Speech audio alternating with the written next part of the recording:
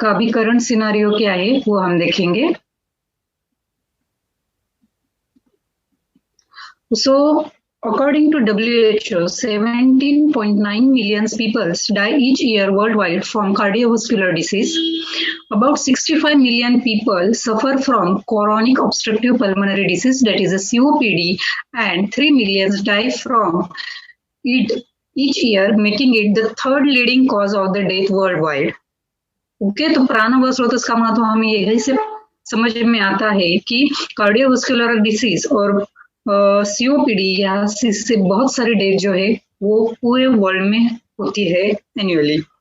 About 334 million people suffer from asthma and the most common chronic disease of childhood, affecting 14% of all children globally. Okay, the importance of diet. Diet and nutrition have been extensively investigated as a risk factor for major cardiovascular diseases like coronary heart diseases and stroke, and also linked to the other cardiovascular risk factors like diabetes, high blood pressure and obesity. पहले तो modern science के अनुसार diet का कुछ ज्यादा महत्व नहीं था, लेकिन रिसेंट ईयर्स में हमको पता चला है कि diet is also a fact which is associated with this COPD and heart diseases and it have major role. Okay, diet and nutrition may be important modifiable risk factors for the development, progression, and management of obstructive lung diseases such as asthma and chronic obstructive pulmonary disease. So it is very important. Diet and nutrition are very important. Now modern science is also accepting this fact. Okay? तो प्राणवायु स्रोतस यह शब्द का उच्चारण होते ही हमारे सामने जो है यह चित्र आ जाता है. ये काफी इसे नेजल कैविटी से शुरू होके लंग्स और हृदय तक जो है वो प्राणवायु स्रोतस है. तो इस स्रोतस का आयुर्वेद के हिसाब से देखा जाए तो मूल स्थान है हृदय. हम सबको पता है हृदय से ही प्राण जो है वो रस रक्त के थ्रू पूरे बॉडी में हर एक सेल्स तक जाता है. दूसरा है महास्रोतस. महास्रोतस देखा जाए तो इसका मूल स्थान जो है हमें हेतुओं से पता चलता है. जैसे कि कोई भी रुग्ण अगर शीत पदार्थ का सेवन करता है जैसे कि आइसक्रीम, तो उसे तुरंत जो है अस्थमैटिक अटैक जो है वो आता है. तो यह इससे साबित होता है कि महास्रोतस यह भी एक रेस्पिरेटरी इसका मूल स्थान है. और चिकित्सा और पंचकर्म ये दोनों से यह और अच्छे से हमें समझ में आता है कि यह प्राणवायु स्रोतस का मूल स्थान है. सुश्रुताचार्य ने रसवाहिनी धमनी, जिसका पाठभेद प्राणवायु धमनी ऐसे भी बोला है, जिसका अर्थ हम हृदय और हृदय से संबंधित सभी जो वेसल्स है वो ले सकते हैं. ओके, सुश्रुताचार्य ने जो प्राणवायु स्रोतस के दुष्टि के लक्षण बताए हैं वो ज्यादातर हमें आघात जन्य जो है वो दिखाई देते हैं. वो बताते हैं तत्र प्राणवहे द्वे तयोर्मूलम हृदयं च रसवाहिन्यश्च धमन्याः तत्र विद्धस्य आक्रोशनम विनमनम मोहनम भ्रमणम व्यपनानि मरणम वा भवति. तो इससे अगर आघात होता है, विद्ध होता है यह स्रोतस, तो मरण तक जो है वो होता है. और चरकाचार्य देखेंगे तो वो फिजियोलॉजिकली हमें बताते हैं तत्र प्राणवाहनां स्रोतासां हृदयं मूलम महास्रोतश्च प्रदुष्टानां तु खल्वेषाम् इदं विशेष विज्ञानं भवति. तद्यथा अतिसृष्टम् अतिबद्धं कुपितम् अल्प अल्पम् अभीक्ष्णं सशब्दं सशूलम् उच्छ्वसितं दृष्ट्वा प्राणवाहिनी स्रोतांसी प्रदुष्टानी विद्यात. तो श्वास के संदर्भ से जो भी आते हैं, कम श्वास लेना, रेस्पिरेटरी स्पीड जो है बढ़ाना, कष्ट से श्वास लेना या श्वास लेते समय शब्द का रहना, ये सब जो है वो दुष्टि से होते हैं. तो सुश्रुत को जो अभिप्रेत है यहाँ पे वो अभिघात से रिलेटेड ज्यादातर है अपेक्षित, क्योंकि मरणम और बाकी सब लक्षण है वो साक्षात प्राण पे होने वाले आघात की वजह से हमें ज्यादा दिखाई मिलते हैं. और चरक ने जो बोला है वो जो है डाइट एंड लाइफस्टाइल रिलेटेड जो दोष प्रकोप और व्याधि की उत्पत्ति होती है उस वजह से होने वाले लक्षण बताए गए हैं. दुष्टि हेतु प्राणवायु स्रोतस की दुष्टि क्यों होती है ये हमें देखना है। हमको सबको पता है क्षयात संधारणात रोक्षात व्यायामात क्षुरितस्य प्राणवाहिनी दुष्यंती स्रोतस्य अन्यश्च दारुणे। तो प्राण व स्रोतस की जो अगर हम ये देखे जाए तो ये सभी जो लक्षण है, हेतु है, ये हेतु हमें इंडिकेट करते हैं कि ये सब स्थान वैगुण्य क्रिएट करने वाले हेतु है। क्योंकि हम देखें तो हमारे सामने जब आता है प्राण व स्रोत लंग्स और ये अवलंबक कफ का स्थान है और वहां पे दोनों वायु का संचरण बहुत अच्छे से होता है, प्राण उदान और व्यान का ही ये स्थान होता है। लेकिन प्राण उदान और अवलंबक कफ इन तीनों का वहां पे ज्यादा एक्टिविटीज रहती है, तो ये एक दूसरे को जब साम्यावस्था में रहते हैं तो बैलेंस करते हैं। लेकिन अगर उनकी साम्यावस्था बिगड़ जाए तो वहां पे स्थान वैगुण्य जो है होता है। तो हम देखते हैं तो स्थान वैगुण्य उत्पन्न होने के लिए प्रथम जो है यहाँ पे वात प्रकोपक हेतु जो है वो ज्यादा होने के कारण से स्थान वैगुण्य जो है वो होता है। क्षय होना, किसी भी धातु का क्षय होने से वात प्रकोप होता है जिससे कि स्थान वैगुण्य होता है। संधारणात् वेग धारण, यहाँ पे हम देखेंगे तो जो उदान वायु रिलेटेड और प्राण वायु रिलेटेड जो वेग है उनका धारण करने से प्राण व स्रोतस की जो वैगुण्य है वो होता है। जैसे छर्दी रहेगा, श्रवण श्वास रहेगा, उद्गार रहेगा, तो इनका हम अगर धारण करते हैं तो इससे प्राण व स्रोतस में स्थान वैगुण्य उत्पन्न होता है। रोक्षात, वृक्ष आहार की वजह से, वृक्ष विहार की वजह से स्थान वैगुण्य जो है वो होता है।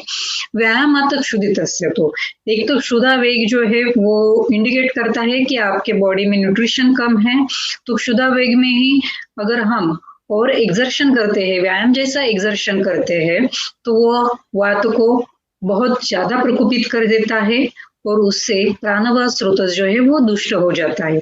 स्रोतश्च अन्यश्च दारुणे, अन्य स्रोतसों की दृष्टि में भी हमें यह लक्षण जो है वो दिखाई मिलते हैं, जो बहुतांशः परतंत्र स्वरूप से रहते हैं। जैसे कोई भी सिस्टम अगर खराब होती है तो उसका जो असर है जो हमें रेस्पिरेटरी सिस्टम पे दिखाया जाता है। Okay, which is we can say the secondary effect to प्राण व स्रोतस।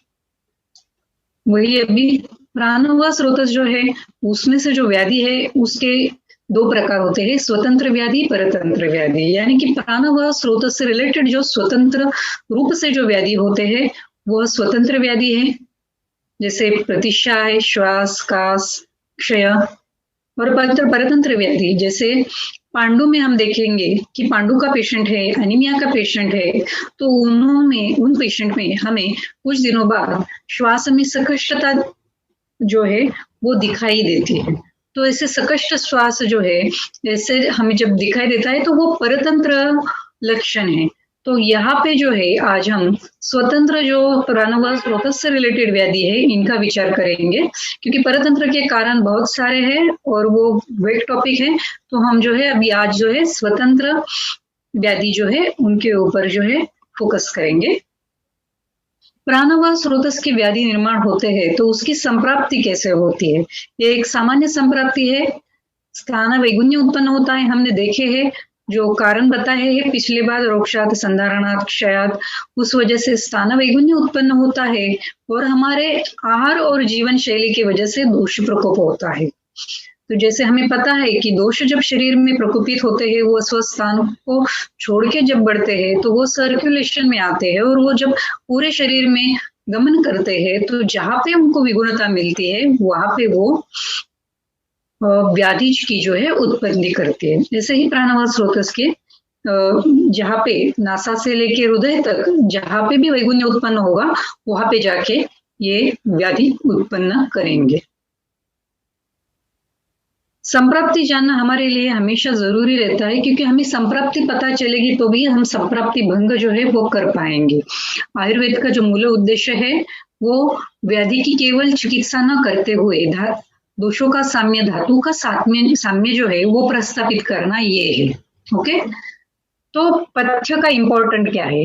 एक श्लोक है कि जो व्यक्ति जो है वो पथ्य कर आहार विहार करता है उसको दवाई की जरूरत नहीं, और जो पथ्यकर आहार विहार नहीं करता है उसको भी दवाई की जरूरत नहीं। क्योंकि पथ्यकर आहार विहार करोगे तो आपको व्याधि होने के चांसेस जो है वो बहुत कम रहेंगे। अगर आप पथ्य नहीं करने वाले हैं तो आपने कितनी भी अच्छी दवाई ली तो भी उसका कोई यूज नहीं है। तो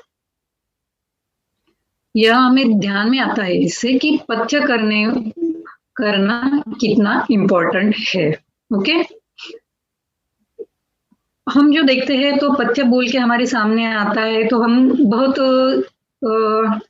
निग्लिजिबल पार्ट रहा है। मैं कार्यशाला को आभार उनके प्रति आभार व्यक्त करना चाहूंगी, क्योंकि यह जो है ये एक बहुत अच्छा और सपोर्टिव थेरेपी है चिकित्सा के लिए, जिसको बहुत निग्लिजिबल रखा गया है और जो कि डेली लाइफस्टाइल में बहुत पॉसिबल होती है और बहुत जरूरी होती है। ओके, तो पथ्य जो है उसका इम्पोर्टेंस क्या है, पथ्य क्यों पालन करना है? तो एक तो है पथ्य जो है वो धातुओं के बल्ले रहता है। हम जब भी कोई पथ्य एडवाइस करते हैं तो शरीर के धातुओं के लिए बल देने वाले रहते हैं, डायरेक्टली समटाइम्स इनडायरेक्टली। जैसे कि हम अगर शुक्र से रिलेटेड व्याधि है, एजोस्पर्मिया, ओलिगोस्पर्मिया, अगर उनके लिए हम घृत और दुग्ध पथ्य बोल के बोलते हैं तो वो डायरेक्टली वो धातुओं को बल्य करते हैं। और जब हम रेगुलर डाइट के बारे में अब हम बोलते हैं कि आपको ये खाना है, तो उससे जो आहार रस बनेगा वो आहार रस धातुओं के लिए बलकारक रहेगा। तो धातुओं के लिए बल्य जो है वो रहता है। दूसरा है प्रकोपित दोषों का प्रशमन करने की क्षमता इसमें होती है। व्याधि उत्पन्न हुए इसलिए है कि दोषों का प्रकोप हुआ है। तो दोषों का प्रशमन जो है हम चिकित्सा से कर रहे हैं, पंचकर्म से कर रहे हैं, लेकिन हम अगर उस दोषों का शमन रेगुलर जो हमारा आहार है उससे करेंगे तो उसमें बहुत जल्द जो है हमें उपशय मिलता है। तो धातुओं का बल बढ़ना और प्रकोपित दोषों का शमन होना यह पथ्य का एक प्रमुख उद्देश्य है। इसलिए मैंने बोला कि ये एक सपोर्टिव थेरेपी है।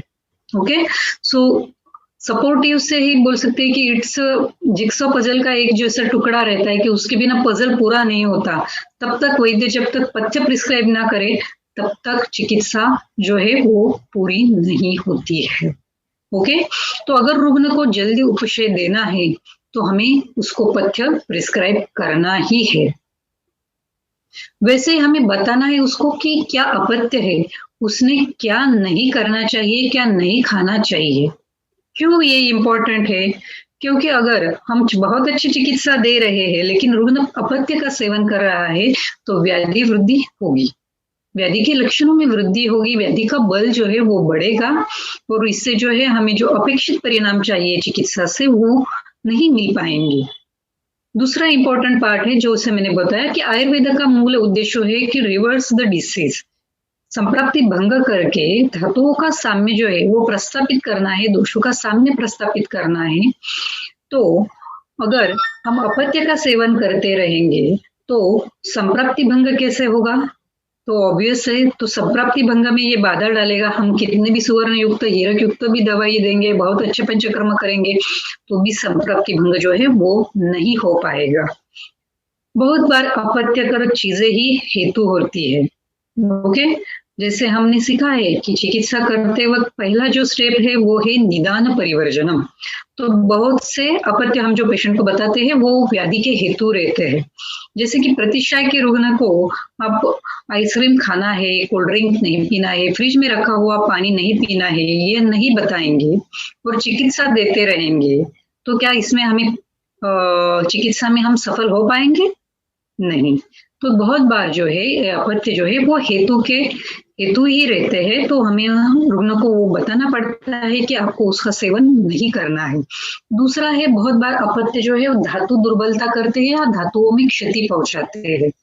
अगर हम चिकित्सा दे रहे हैं लेकिन रुग्ण अपथ्य सेवन से धातुओं को दुर्बल कर रहा है, धातुओं में क्षति पहुंचा रहा है, तो हमारी चिकित्सा जो है वो सफल नहीं हो पाएगी, हमें जो अपेक्षित परिणाम है वो नहीं मिल पाएंगे। इसलिए रुग्ण को अपथ्य जो है वो भी बताना जरूरी है। सिंपल थिंग देखेंगे, अगर आपके पास अस्थमा का रुग्ण आता है और वो स्मोक कर रहा है तो हमको पता है कि वो धातुओं को क्षति पहुंचा रहा है, तो इसमें हम कितनी भी अच्छी चिकित्सा देंगे तो उसमें अपेक्षित परिणाम जो है वो नहीं आएगा। या फिर जैसे शुक्र का हमने बताया कि ओलिगोस्पर्मिया के लिए पेशेंट आपके पास ट्रीटमेंट ले रहा है, लेकिन वो तंबाकू और तंबाकू से रिलेटेड प्रोडक्ट्स का सेवन कर रहा है, तो वो शुक्र धातु को डायरेक्टली जो है क्षति पहुंचा रहा है। तो उससे जो है हमें अपेक्षित परिणाम नहीं मिलेगी और हमारी चिकित्सा जो है वो निष्फल हो जाएगी या उतनी सफल नहीं रहेगी। अभी व्यवहारिक दृष्टि से हमें देखना है कि क्या है इम्पोर्टेंस, पथ्य कैसे करेंगे। पथ्य बोलते हमारे सामने एक ब्लंट फूड की डिश आती है, वो पथ्य करना है। यानी कि आयुर्वेद चिकित्सक के पास जब रुग्ण आता है तो वो माइंडसेट लेके आता है कि अभी ये जो वैद्य है ये हमारा सब खाना बंद कर देगा और ये हमें ऐसा खाने को बोलेगा जो जिसमें बिल्कुल स्वाद नहीं है। पर व्यवहारिक दृष्टि से और आयुर्वेद के हिसाब से भी ये ऐसा नहीं है। एक फॉल्स पिक्चर हम इसको बोल सकते हैं। तो ये एक फॉल्स पिक्चर है। तो व्यवहारिक दृष्टि से देखा जाए तो पथ्य हमेशा सुलभ रहना चाहिए। ओके, रुग्ण को वो फॉलो करने के लिए, उसको बनाने के लिए वो हमेशा सुलभ रहना चाहिए। अगर वो सुलभ रहेगा तो ही वो फॉलो करेगा, तो ही हमें अपेक्षित परिणाम मिलेंगे। तो वो हमेशा सुलभ रहना चाहिए। आहार हमेशा रुचिकर रहना चाहिए। आयुर्वेद में कभी भी बताया नहीं है कि आहार जो है उसमें रुचि ना हो। तो ऑब्वियस है, तो जो भी हम पथ्य बताएंगे उसको रसों के अनुसार उसको रुचिकर रहेगा, ये ध्यान हमें रखना है। साथ में ये बहुत इंपॉर्टेंट फैक्टर है जिसको हम बहुत बार निग्लेक्ट करते हैं। जैसे मॉडर्न साइंस के हिसाब से जब हम डाइट प्रिस्क्राइब करते हैं तो हम कैलोरी के हिसाब से डाइट प्रिस्क्राइब करते हैं, तो हम उसके साथमे का विचार बिल्कुल नहीं करते। यानी कि कोकन का अगर पर्सन है, उसको जस्ट रिसेंटली डायबिटीज हुआ है, तो हम उसको बोलेंगे कि तुम चावल खाना छोड़ दो और तुम ब्रेड खाना शुरू कर दो क्योंकि इसमें इतने इतने कैलोरी है, इसमें ये है वो है। तो यह पॉसिबल नहीं है और यह देखे जाए तो यह गलत भी है आयुर्वेद के हिसाब पे। बेसिकली साथ में इज लाइक अ प्रोग्रामिंग। हम जो ट्रेडिशनल फूड लेते हैं तो उसका धातुओं के न्यूट्रिशन में जो ट्रांसफॉर्मेशन होता है, तो वो एक जो प्रोग्रामिंग रहता है बॉडी का, it is called as a सात्म्य। अगर हम इसको छोड़ देंगे, इस सात्म्य को छोड़ देंगे, तो फिर धातुओं का जो न्यूट्रिशन है, पोषण है, वो ठीक से नहीं हो पाएगा। ओके, तो ऐसे वक्त में जब रुग्ण का जो है हमें पता है कि यह हेतु हो सकता है, लेकिन उसको हमें मॉडिफाई करना पड़ता है। अगर हम नहीं करेंगे तो वह ज्यादा हमें रिजल्ट नहीं दे पाएगा। अभी मेरे पास एक पेशेंट थे, पिछले हफ्ते में ही थे। पेशेंट चेन्नई में बेस्ड थी। उसको अचानक जो है हाइपरटेंशन हो गया। हाइपरटेंशन मतलब कि शी हैज बीपी अराउंड 220/120 ऐसा उसका बीपी हो गया। प्लास्टिक्स एंड मॉडर्न मेडिसिन दिए, 2 दिन हो गए, 3 दिन हो गए, फिर भी ब्लड प्रेशर नहीं हो रहा था। फिर हमने वीडियो कॉन्फ्रेंसिंग से जो है पेशेंट को कंसल्ट किया। तो एज अ पेशेंट जो थी वो साउथ इंडियन थी, तो उसके आहार में जो है हमें पता चला कि वो डेली दोनों बार कर्ड राइस खा रही है और टैमरिंड का यूज बहुत ज्यादा है। तो इस अवस्था में ये तो पता चला कि ये अम्ल रस जो है इसका अतियोग हुआ है और इससे रक्त दुष्टि हुई है और उसकी वजह से हाइपरटेंशन हुआ है। तो हमने रुग्ण को ये बताया कि 3 दिन के लिए आप जो है ये सब बंद कर दीजिए और नेक्स्ट टाइम जो है टैमरिंड को आप कम कर दीजिए, और हो सकता है तो दही के जगह पे आप बटर मिल्क लेना शुरू कर दीजिए। और जैसे ही ये शुरू कर दीजिए, पेशेंट का विद इन 1 डे जो है ब्लड प्रेशर जो है वो नॉर्मल हो गया। तो हमें यही देखना है कि साथ में जो है उसको जो है ट्रेडिशनली ले रहा है पेशेंट, उसको हमको मॉडिफाई करना है, ना कि उसको बंद करना है। ओके, नेक्स्ट इज द अग्नि। हमने देखा है मंडप, पेया, विलेपी, योश, आयुर्वेद में बहुत सारी चीजें बताई है, लेकिन व्यवहार में हम जब देखेंगे तो हमें इनका जब अप्लाई करना है तो हमें अग्नि का विचार करना है। वैद्य अमित जी चौहान सर ने पहले ही दिन के लेक्चर में बताया कि ये संसर्जन क्रम की जो मंडप, पेया, विलेपी वगैरह है, तो इनका निर्माण कैसे करना है और कैसे इनका यूज करना है। तो अग्नि जो है वो बहुत इंपॉर्टेंट रहता है। पेशेंट को अगर बहुत भूख लगती है तो आप उनको मंड और पेया पे नहीं रख सकते हैं। आप उनको फटाफट से है मंड, पेया, विलेपी से स्किप करके कुशरा तक ले जा सकते हैं, ये आपके अनुमान से आपको रखना है। तो जरूरी नहीं है पेशेंट को जो है वो उसी पे रखना है, उसका डाइट जो है हमें मॉडिफाई करना है, लेकिन उसके अग्नि को ध्यान में रखते हुए। हाँ, पेशेंट में अगर मंदाग्नि है तो हमको जो है वो प्रॉपर संचलन क्रम से उसका अग्नि पहले बढ़ाना होगा, और फिर उसके बाद में जो है उसका रेगुलर डाइट जो है वो मॉडिफाई करना पड़ेगा। पथ्य आहार योजना।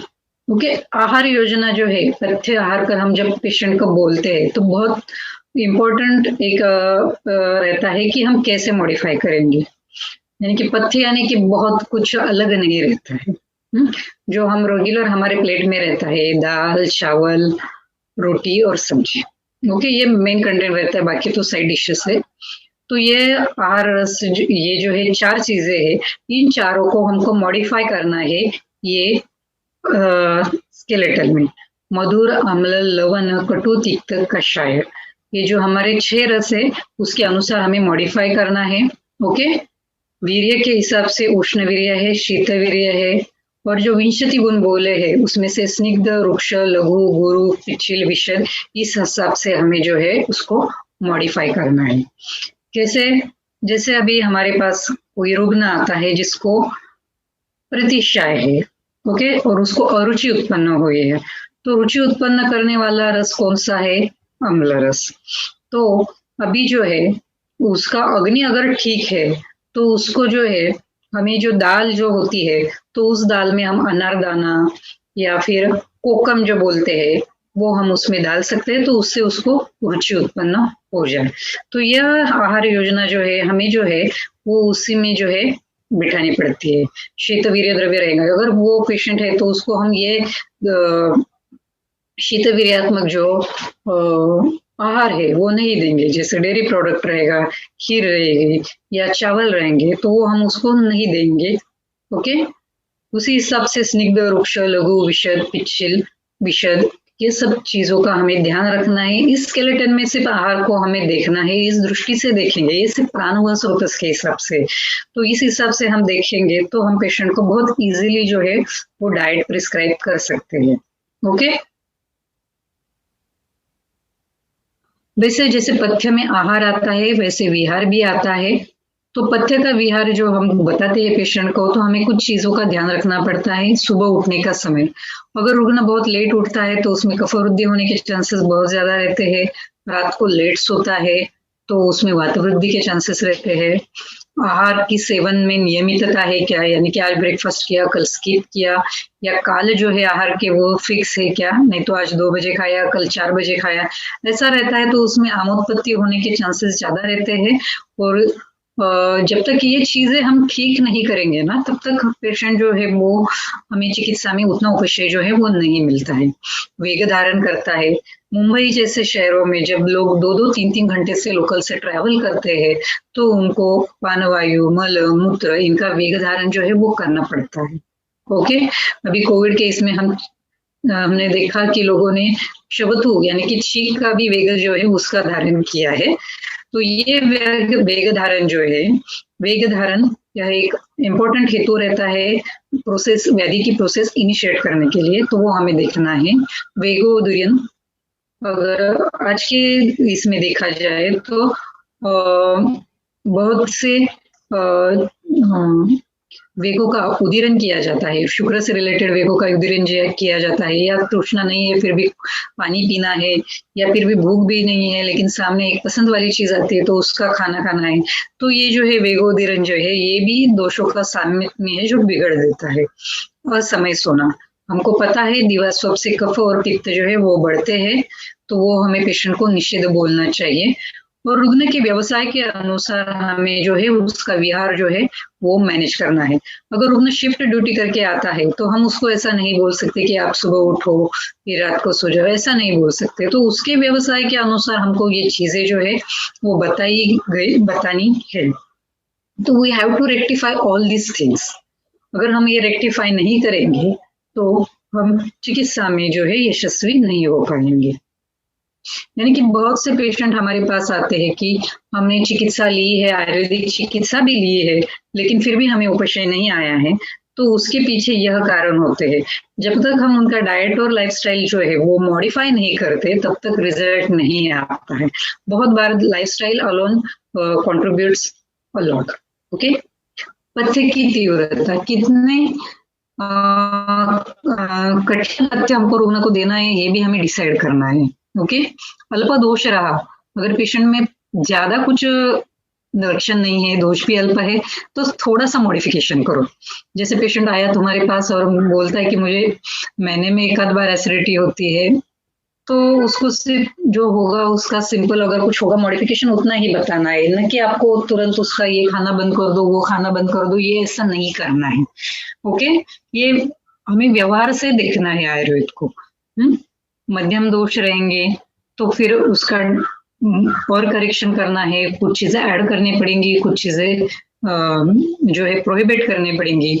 और बहुदोष अवस्था है तो उसको आपको स्ट्रिक्ट पथ्य पे रखना पड़ेगा और रुग्ण को आपको काउंसिल करना पड़ेगा कि आप ये फॉलो करोगे तभी आप ठीक हो पाओगे, अन्यथा व्याधि जो है कष्ट साध्य, यानी कि बहुदोष अवस्था है यही इंडिकेट करता है कि रुग्ण जो है वो कष्ट साध्य है। और ऐसे कष्ट साध्य अवस्था में हम उसको डाइट के लिए लूज रखेंगे तो वो और भी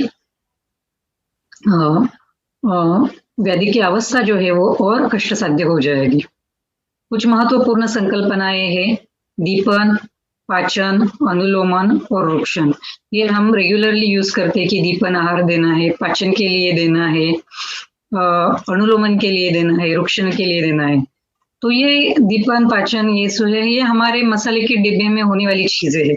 इनका संस्कार हम करेंगे तो वो डाइट जो है वो उस हिसाब से बनता है। जैसे दीपन के लिए हम जीरक का यूज कर सकते हैं, पाचन के लिए के हमारे पास अजवाइन है, धनिया है, अनुलोमन है, अनुलोमन के लिए हम बीट लवण यूज कर सकते हैं, कोई भी लवण जो है हमारा अनुलोमन काम करता है।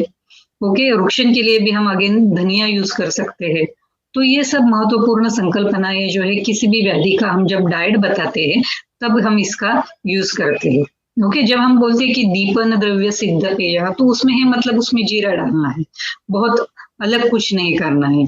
तो ऐसा जरूरी नहीं है कि तेरे पास त्रिकटु पंचकोल अवेलेबल हो, तो घर में जो है पेशेंट को वो बनाएंगे। मैंने पहले ही बताया है कि ये हमेशा सहज होना चाहिए, सिंपल होना चाहिए, तभी रुग्ण जो है इसको फॉलो कर सकता है। ओके, रुग्ण को जब हम पथ्य प्रिस्क्राइब करते हैं तो जैसे हम व्याधि में देखते हैं वैसे ही हमें देखना है। अगर वो अवस्था हमें रुग्ण की जो है वो देखनी है, सामता है निरामता है। ओके, सामता है तो पहले हमें पाचन करना पड़ेगा, संसर्जन अधिक्रम के हिसाब से उसका पाचन करके दीपन करके फिर हमको जो है उस दोषों के अनुसार उसको पथ्य बताना पड़ेगा। कफ प्रदान, पित्त प्रदान, वात प्रदान, जो भी दोषों की अधिक्य है उस दोषों के हिसाब से हमें पथ्य देना होगा। तो ये बहुत इंपॉर्टेंट है, व्याधि कौन सा भी हो, not related to respiratory, cardiovascular, कोई भी व्याधि हो तो हमें ये ध्यान में रखना है कि पहले हमें देखना है ये सामता है या निरामता है। ओके, अगर इसमें सामता है तो हमें पाचन करना है, ये हमें बोलना नहीं है। डायरेक्ट हम उसको बोलेंगे कि तुम जो खा रहे हो वो खाओ तो इट विल बी लाइक गलत चीज हो जाएगी। तो हमें देखना है अगर सामता है तो उसको पाचन करना होगा। पाचन के लिए हमें आहार का संसर्जन अधिक्रम जो है वो यूज करना होगा और फिर उसके बाद जो है निराम अवस्था होने के बाद दोषों के अनुसार हम उसको पथ्य देंगे। ओके, ये बहुत महत्वपूर्ण सूचना है, बहुत बार हम उसको भूल जाते हैं। अभी प्राणवाह स्रोतस की तरफ हम आ जाते हैं। हम अब बेसिक फ्रेमिंग जो है डाइट का, पथ्य का, वो अब हम सीख गए हैं। अब हम जो है प्राणवाह स्रोतस के रिलेटेड जो व्याधि है वो आज हम देखेंगे। बहुत सी व्याधि है, रुद्रोग, हृदयाभिघात, प्रतिशाय, कास, श्वास, क्षय, स्वर भेद, हिक्का, पार्श्वशूल, शोष, बहुत से सारी व्याधि है। इन सभी व्याधियों में से जो रुग्ण हमारे चिकित्सा में आते हैं, जिनसे हमें डीलिंग करना पड़ता है, उसी के बारे में आज हम बात करेंगे। तो प्राणवाह स्रोतस के लिए जो है हम जो है अपथ्य देखेंगे अभी। ओके, कौन सी चीजें उसको नहीं खानी है ये हम पहले बता देंगे ताकि हमें आगे जाके पता चले कि क्या खाना है। क्योंकि हम जब चिकित्सालय में बैठते हैं, रोगियों को बताते हैं आपको ये नहीं खाना है, तो उसको फिर ऑब्वियसली बाद में क्वेश्चन आता है कि आपको क्या खाना है। तो पहले हम बताएंगे उसको क्या नहीं खाना है। विदाही यानी कि विशेषतः दाह उत्पन्न करने वाली चीजें, इसमें आता है आपके पकोड़े, तली हुई चीजें जो दाह उत्पन्न करते हैं, इन सभी चीजों को आपको पेशेंट को नहीं खाना है, क्योंकि ये जो चीजें से ये सभी चीजें जो है वो कफ को विकृत करती है। ओके, थोड़ा सा पित्त वर्धन करके कफ को विकृत करती है और इसलिए इसको निषेध बोला गया है। गुरु चीजें, गुरु में सब आता है, दूध, डेयरी प्रोडक्ट्स है, चीज है, बटर है, पोर्क है, बीफ है, तो ये सब पचने के लिए बहुत गुरु चीजें हैं, इनको पेशेंट को नहीं देना है। ओके, विष्टंबी जो शरीर में अवष्टंब उत्पन्न करता है। वातानुलोमन ये बहुत इंपॉर्टेंट की है प्राणवायु स्रोतस की। वात का अनुलोमन करना यानी कि सभी वायु को अपने स्थान पे प्रस्थापित करना। जब वायु को हम अपने स्थान पे प्रस्थापित नहीं कर पाते तो वो एक दूसरे के कार्यों में बाधा उत्पन्न करते हैं। तो वातानुलोमन ये बहुत इंपॉर्टेंट है, यानी कि वो तो बेसिक की है प्राणवायु स्रोतस के, चिकित्सा की भी और आहार की भी। तो उस वातानुलोमन को विरोध करने वाली विष्टंबी चीजें में हम देख सकते हैं कि फरसान है, मैदा और मैदे से बनी हुई सारी चीजें, स्पेशली बेकरी प्रोडक्ट्स जिसमें स्नेह अतिशय न्यून है, बहुत कम है। खाकरा हो गया, फिर मैदे से रिलेटेड बहुत सारे स्नैक्स मार्केट में है। मैदा इटसेल्फ विष्टंबी। ओके, चने की दाल से बनने वाले जो प्रोडक्ट्स है ये सब विष्टंब करने वाले हैं। तो ये विष्टंबी आहार नहीं लेना है क्योंकि ये वातानुलोमन को बाधा उत्पन्न करता है। ओके, वृक्ष चीजें हमने देखा है, वृक्ष से क्या होता है कि ड्राइनेस जो है बॉडी में बढ़ता है, तो कफ का स्निग्धत्व जो है वो कम होते जाता है, तो वो स्थान वैगुण्य उत्पन्न करता है। तो ये वृक्ष वाली चीजें जो है वो हमें नहीं खानी है। ओके, अभिसंधि मतलब कि गीलापन करने वाली चीजें, जैसे दही है, मत्स्य है, ओके, ड्राई फिश है, कैन मीट है, तो ये सब चीजें जो है वो अभिसंध उत्पन्न करती है।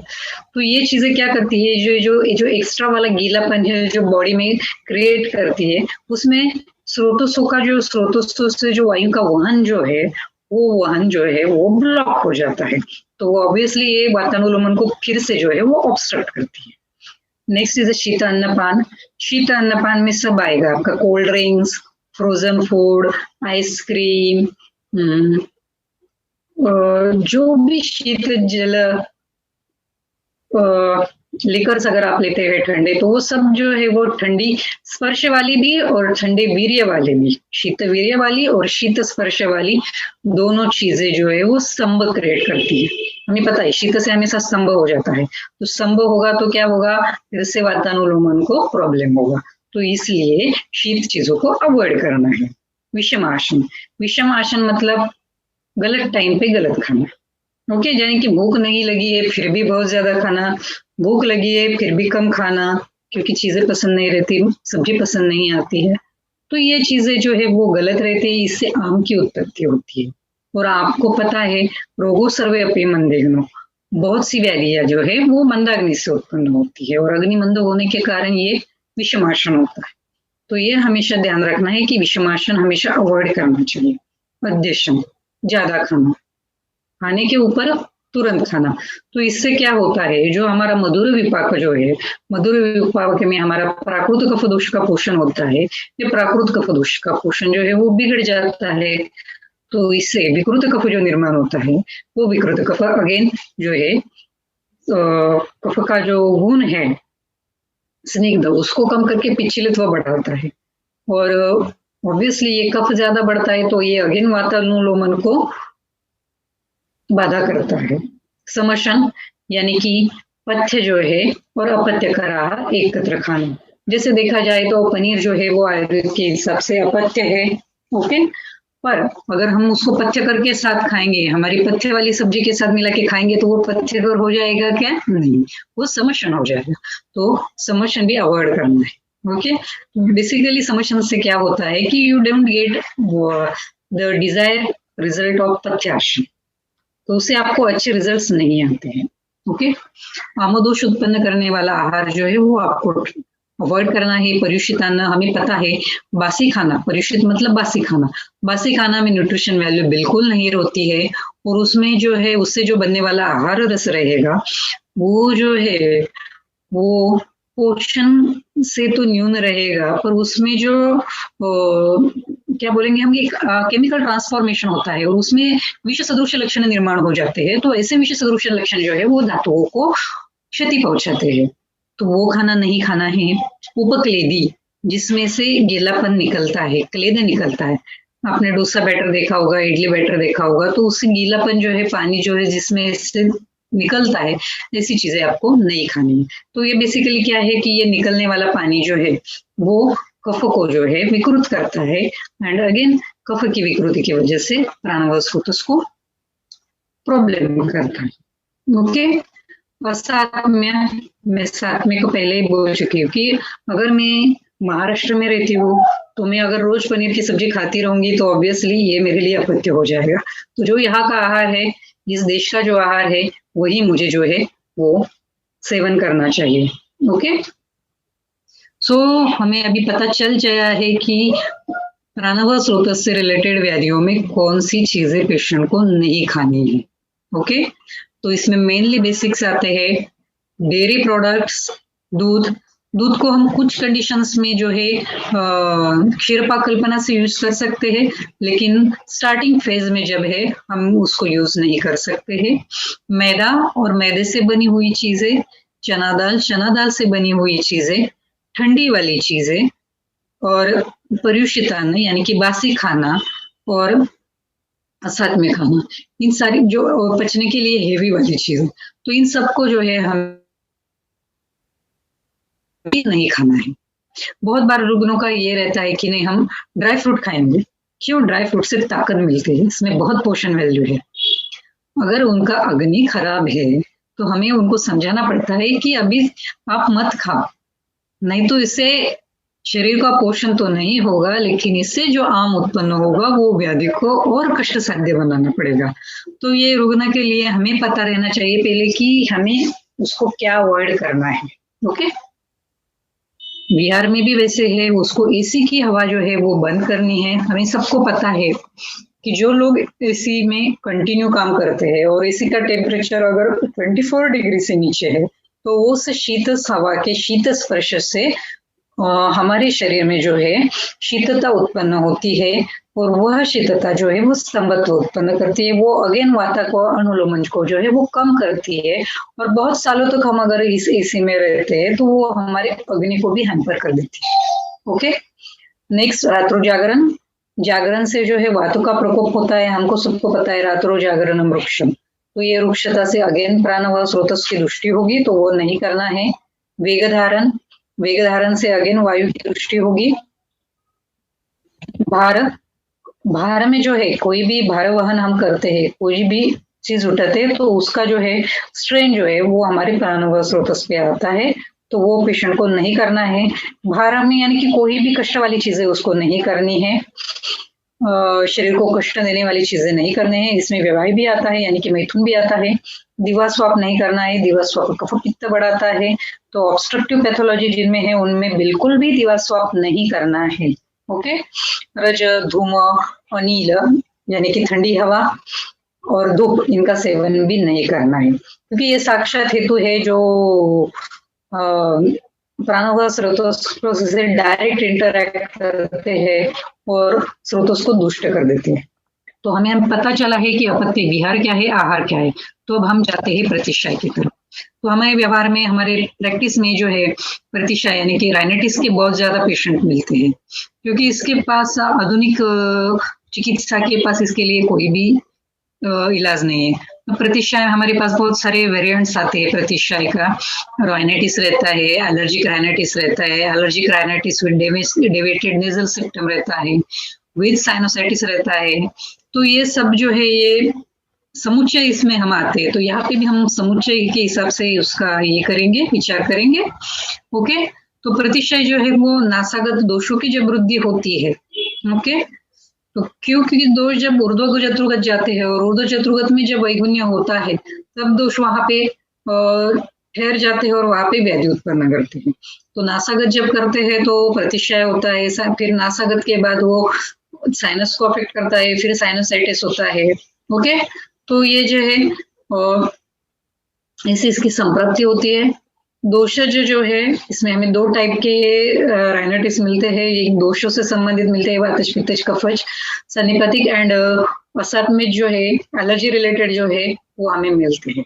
ओके, इन दोनों के पथ्य में थोड़ा डिफरेंस आता है, क्योंकि दोषज के तो हम सिंपल है, उसमें बहुत दिक्कत नहीं रहती, लेकिन असात्मिक जो राइनाइटिस रहता है, असात्मिक यानी कि एलर्जिक राइनाइटिस जब हमें मिलता है, असात्मिक प्रतिशय जब मिलता है, तो इसके लक्षण है ना थोड़े से आम विषय के रिलेट रहते हैं, तो उसका पथ्य है ना थोड़ा सा जो है वो बदल जाता है रेगुलर के हिसाब से।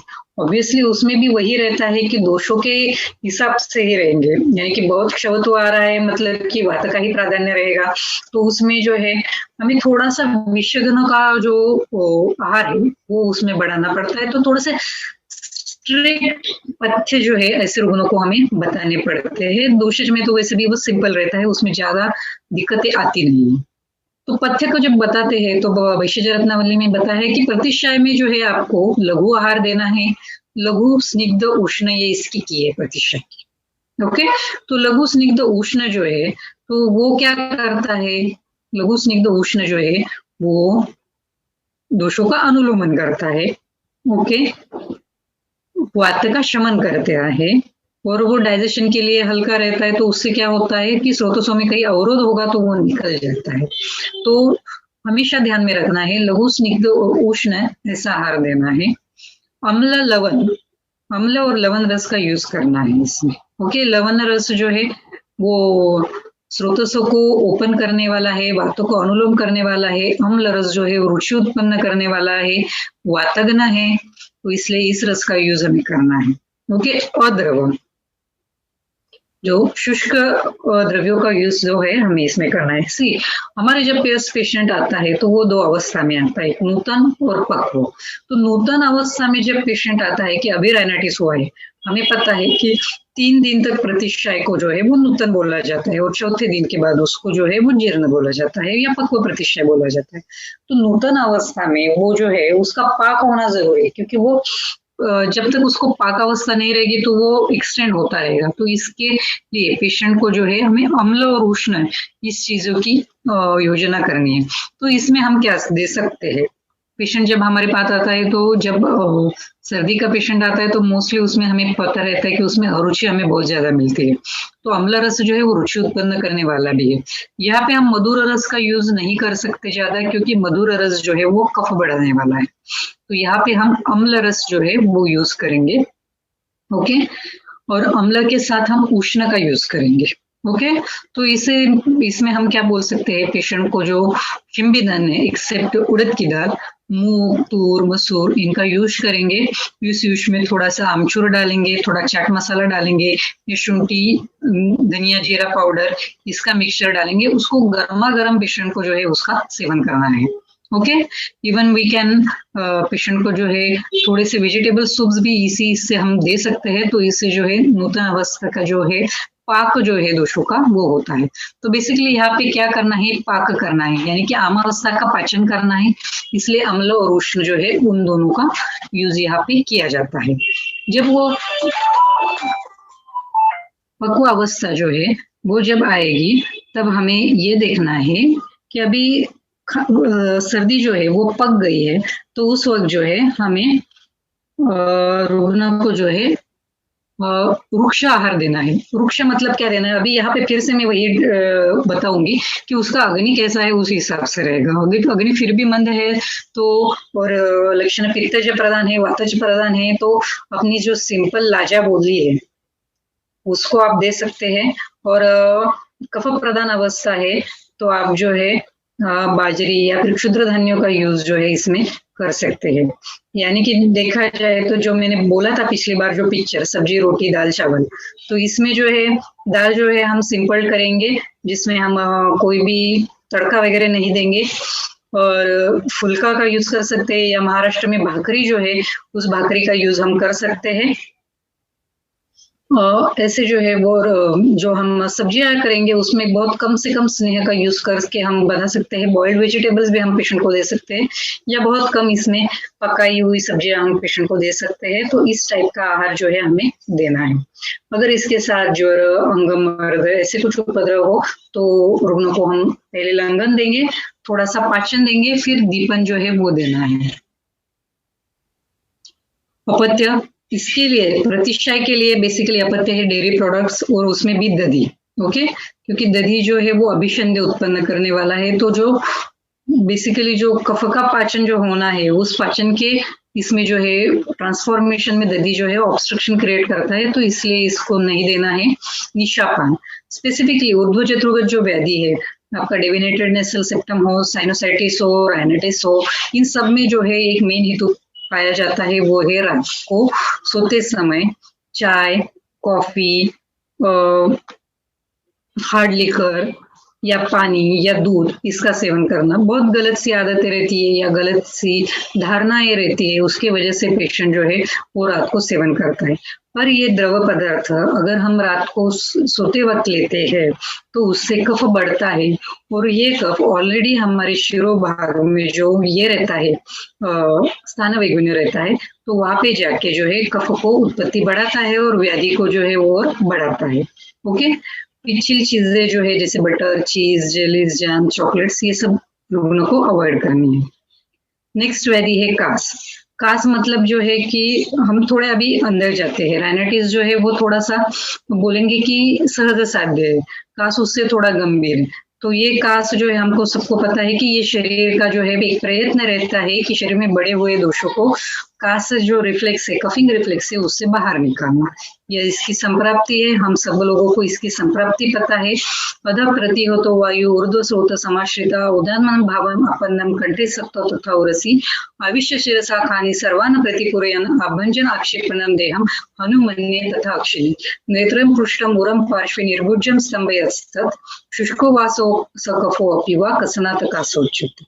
तो बेसिकली क्या होता है कि जो दोष जो है अभी कंठ और उर स्थान में बढ़े हैं, उर का अपर पार्ट और कंठ इसमें बड़े हुए हैं, तो यहाँ से अभी शरीर जो है वो फोर्सफुली जो है उसको बाहर निकालने की कोशिश करता है दोषों को, उसको हम कहते हैं कास। ओके, तो अभी थोड़ी सी कास यानी कि थोड़ा सा गंभीरत्व जो है इस व्याधि का बढ़ जाता है। तो ग्रंथों में बताया गया है उस हिसाब से देखेंगे तो पहले हमें, जैसे मैंने पहले ही बताया है कि सामता और निरामता हमें देखनी है। ओके, और उस हिसाब से हमें पथ्य बताना है। और यहाँ पे जो बेसिक की जो है उसमें जो है वातज में हमें स्नेह देना है। अगर सामता नहीं है तो, सामता है तो पहले हमें पाचन करना पड़ेगा, थोड़ा सा वो सामोवातज अवस्था है वो ये करनी पड़ेगी, सामावस्था जो है वो कम हो जाएगी, फिर उसको जो है वो जस्ट 1 मिनट, सामावस्था अगर कम होती है तो उसके बाद में जो है पेया, यूष, विलेपी, इसका जो है हमें यूज जो है वो करना है। ओके, तो इसके लिए जो है हमेशा याद रखना है हमें कि स्नेह जो है वो ऐड करना है, तो जब विराम अवस्था है तब। तो यहाँ पे भी हमें ये देखना है कि आहार रस जो ग्रंथकारों ने बताया है वो भी उन्होंने यही बताया कि गंभीर व्याधि है, गंभीर व्याधियों में धातु पोषण जो है वो जल्दी होना अपेक्षित है, इसलिए उन्होंने रेगुलर आहार की जगह पे पेयायुष जैसा लघु आहार बताया है कि जो तुरंत जो है वो शरीर को बल दे सके। क्योंकि अगर शरीर में बल नहीं रहा, और कास वगैरह व्याधि में बल काफी जल्दी कम हो जाता है, तो वो बल शरीर में नहीं रहा तो वो व्याधि जो है वो थोड़ा सा कष्ट, रुग्ण को कष्ट देती है। तो पेयायुष, अगर रुग्ण नॉन वेजिटेरियन है तो मांस रस, वाता जिसमें हम चिकन सूप, मटन सूप ये यूज कर सकते हैं, और उसमें स्नेह, यहाँ पे स्नेह जो है हम तिल तेल जो है वो उसमें डाल के दे सकते हैं।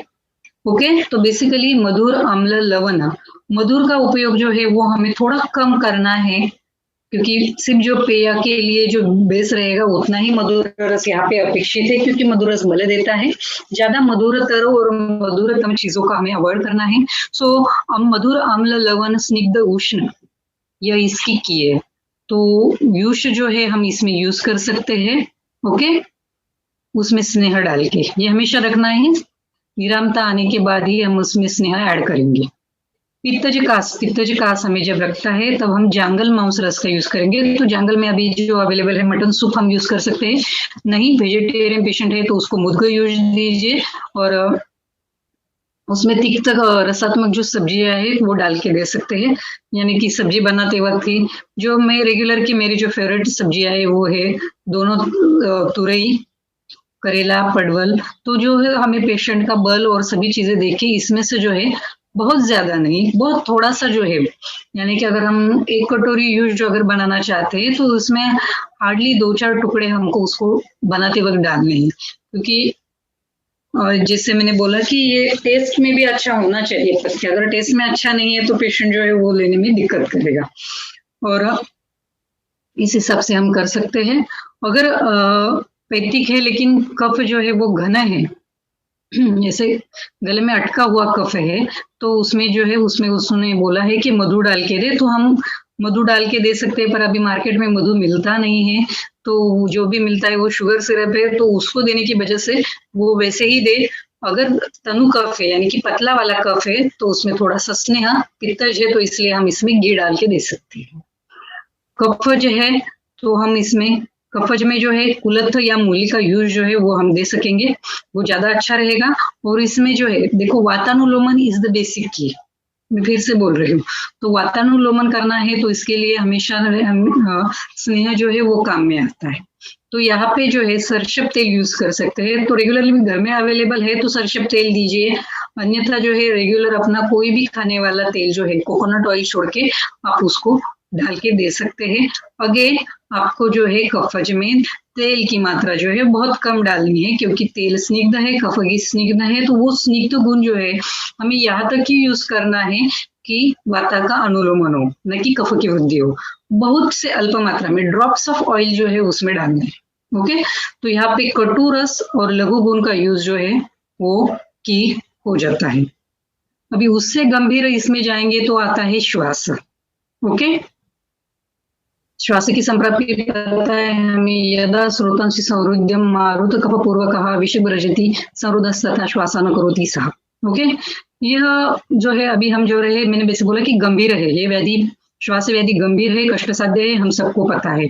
इसमें 3 प्रमुख स्रोतों का जो है वो इन्वॉल्वमेंट होती है, प्राणवाह स्रोतस, अन्नवाह स्रोतस और उदकवाह स्रोतस। सो ये तीनों जो है बेसिक लाइफ के लिए जरूरी स्रोतस है, लाइफ की बैलेंस रहने के लिए या सभी चीजें अव्याहत स्वरूप से चलने के लिए ये 3 स्रोतों का फंक्शन रेगुलर रहना जरूरी रहता है, और इन तीनों की इन्वॉल्वमेंट इसमें रहती है, इसलिए ये कष्ट साध्य है। ओके, इसके उन्होंने की बताई है कि वात कफ नाशनम, उष्ण और वातानुलोमन, ये इसकी की है। ओके, और उसको बताते वक्त उन्होंने बोला है कि इसमें कर्षण बिल्कुल भी नहीं करना है। आपको रुग्ण को लंघन देना होगा तो आप लंघन दे सकते हैं, लेकिन आहार रूपी लंघन देना है, बिल्कुल कर्षण नहीं करना है। देखिए यहाँ पे जो है व्याधि गंभीर स्वरूप में है, यहाँ पे मर्म जो है वो इसमें इन्वॉल्व है, तो साक्षात प्राण वायु का जो है, जहाँ पे मर्म है, मर्म के लिए आश्रित प्राण रहता है, हम सबको पता है। तो अगर हम जो अगर कर्षण चिकित्सा करेंगे तो जो बढ़ा हुआ वात है वो डायरेक्टली वहां पे बढ़ता है और व्याधि को और कष्ट साध्य करता है। तो नेवर कर्षण कभी भी नहीं करना है। पेशेंट को बहुत सारा लंघन करना, बहुत सारा ऑप्शन करना बिल्कुल भी नहीं करना है। ओके, उन्होंने बोला है कि युक्ति पूर्वक जो है आप ग्रहण करो। ओके, लंघन कर्षण जो है वो बिल्कुल नहीं करना है। मतलब कि क्या, अगर पेशेंट को कफ बढ़ा हुआ लगता है और आप उसको बोलेंगे कि आप आज कुछ मत खाना, ओके, हमको पता इस व्याधि में भी और हर एक व्याधि में आचार्यों ने बताया है कि लंघन आपको तभी तक करना है जब वो प्राण के अविरोधी हो, यानी कि बल पेशेंट का जो है वो रहना चाहिए। अगर रुग्ण का बल कम हो जाता है तो व्याधि का बल बढ़ता है, इसलिए यहाँ पे कौन सी भी ऐसे तथ्य कल्पना नहीं देंगी कि जिससे रुग्ण का बल कम हो जाए। ओके, अगर आपको लगता है कि इसमें साम अवस्था है, कफ प्रधान अवस्था है, तो इसमें हमें अभी थोड़ा सा उसको जो है ये पाचन करना है, तो थोड़ा सा पाचन द्रव्यों से युक्त जो है आप जो है युष, यवागु, मांसरस ऐसी चीजें जो है आप रुग्ण को दीजिए। पर अनशन रूपी लंघन जिससे ये होगा, या एकदम बहुत ज्यादा गर्म पानी पीना है, संरक्षण जो है वो नहीं देना है। ये इसकी भी की यही है वातकफनाशन, उष्ण और वातानुलोमन। ओके, तो इसकी भी सेम है, अम्ल लवण स्निग्ध का युक्ति पूर्वक उपयोग हमें करना है।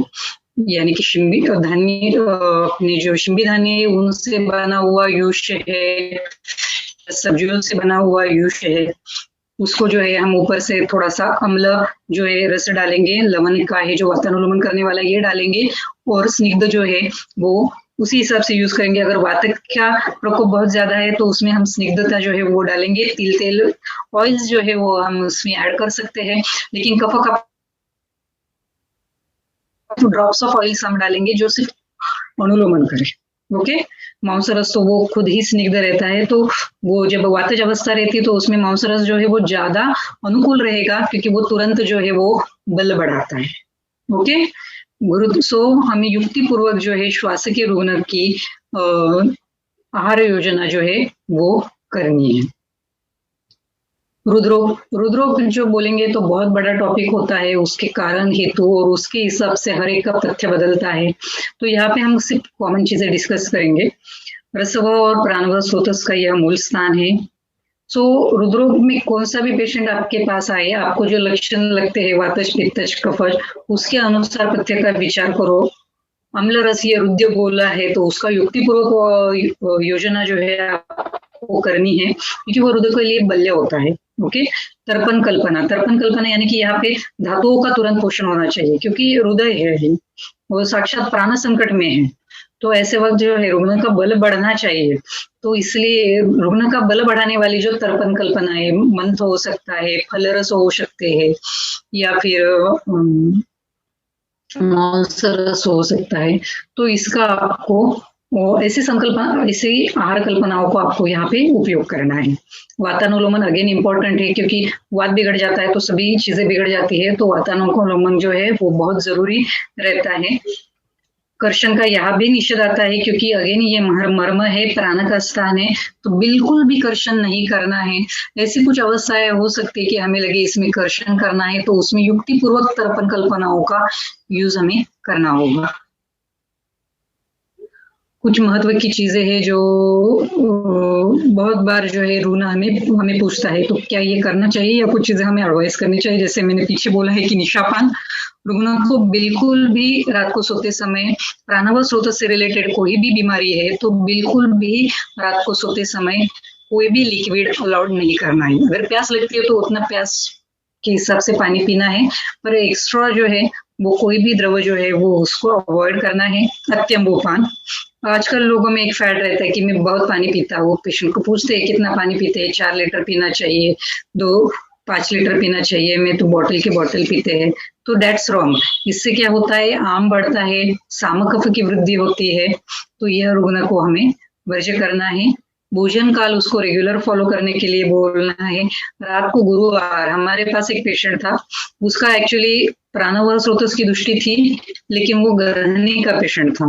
तो उसका क्या होता था, वो पेशेंट था पंजाबी, तो उसको ना रात को वो, और उसके जबान पे कंट्रोल नहीं था, तो वो क्या करता था, वो तो एक तो रात को लेट को पार्टियां चलती थी, तो उस वक्त वो जो है वो खा लेता था, पनीर ऐसी चीजें खा लेता था, नॉनवेज वगैरह।